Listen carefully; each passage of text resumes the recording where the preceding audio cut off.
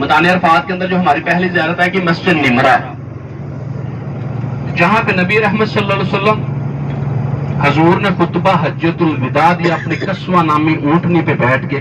اس وقت پہاڑی تھی، نام تھا نمرہ، اب اسے کاٹ کے مسجد بنا دی گئی ہے، نام ہے نمرہ. مسجد کے 6 مینار ہیں، 3 گنبد، 64 دروازے اور 3 لاکھ بندہ اس مسجد کے اندر ایک وقت میں نماز ادا کر سکتا ہے. اس مسجد کا کچھ حصہ میدان عرفات حج کی حدود کے اندر ہے اور کچھ باہر ہے. انشاءاللہ 9 ذوالحج والے دن آنا ہے نا یہاں پہ، تو وقوف عرفات حج کی حدود کے اندر رہ کے کرنا ہے تو حج پورا ہوگا. باہر ہوں گے تو حج پورا نہیں ہوتا ہے. حج کا کوئی دوسرا رکن رہ جائے اس کا کفارہ ہوتا ہے بطور دم اللہ کی راہ میں بکرا ذبح کر کے ثواب لے سکتے ہیں.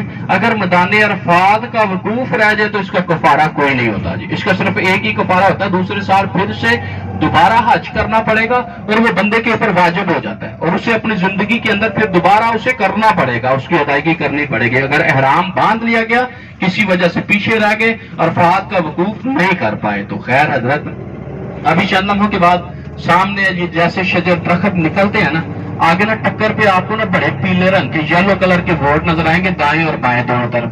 یہ نا عرفات حج کی حدود کے ووٹ ہیں. یہ جو ووٹ ہے نا یہ میدان عرفات حج کی حدود کے ووٹ ہیں.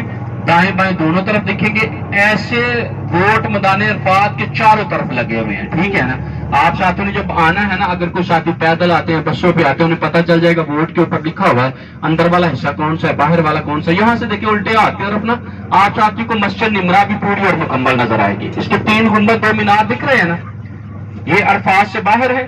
آگے والے 4 مینار میدان عرفات حج کی حدود کے اندر ہیں.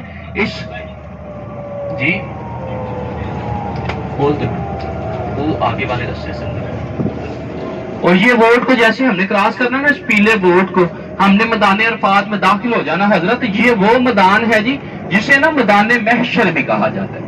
کل قیامت کے دن اللہ کا عرش اس میدان کے اندر لگے گا، بندہ اپنا حساب دینے کے لیے آئے گا. اور میری اللہ رب العزت کی ذات سے یہ دعا ہے، مالک جب قیامت والے دن ہم سب ساتھی یہاں سے اٹھائے جائے نا، ہمیں ان لوگوں میں شمار کر لینا جن کا نامہ اعمال سیدھے ہاتھ میں ہوگا، کہیں الٹے ہاتھ والوں میں نہ شمار کر لینا. اللہ اپنے عذاب سے ہم سب ساتھیوں کی حفاظت فرمانا. یا اللہ کل قیامت کے دن ہمیں یہ جو کبوتروں کو دانا ڈالا ہوتا ہے نا، اس دانے میں سے نا چن چن کے کوئی دانا نکال رہی ہوتی ہے. ایک دن نا میں نے ایک بوڑھی اماں کے پاس بیٹھ گیا، پوچھا بڑی اماں کیا کر رہی ہے؟ تو کہتے پتر یہ جو نکل والا دانا ہے نا جسے جوں کہا جاتا ہے لے رہی ہوں. میں نے کہا کس وجہ سے لے رہی ہوں، وجہ کیا ہے؟ تو کہتی ہے جس بچی کے گھر میں اولاد نہیں ہوتی کھلاؤں گی تو اولاد ہوگی.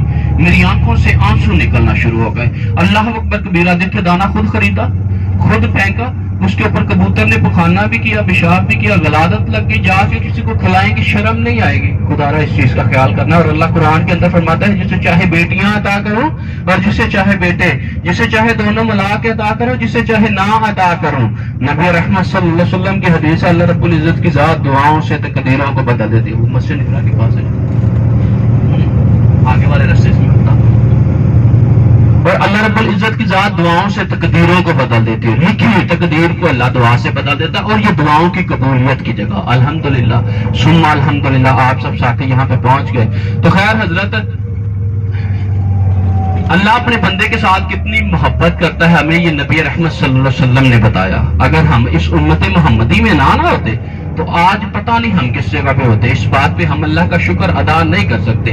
نبی رحمت صلی اللہ علیہ وسلم کے پاس کچھ صحابہ بیٹھے تھے نا، تو اللہ کے نبی نے مخاطب کر لیا. حضور کہتے ہیں صحابہ سنو، اے میرے صحابہ سنو، اگر کسی ماں کے سامنے اس کا بچہ ابلتے ہوئے تندور میں گر جائے جس میں سے آگ